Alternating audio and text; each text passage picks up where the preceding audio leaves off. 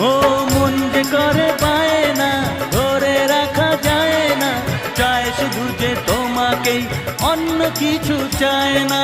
জানাই তোমাকে তা দুটি চোখের ভাষা, এই তো ভালোবাসা।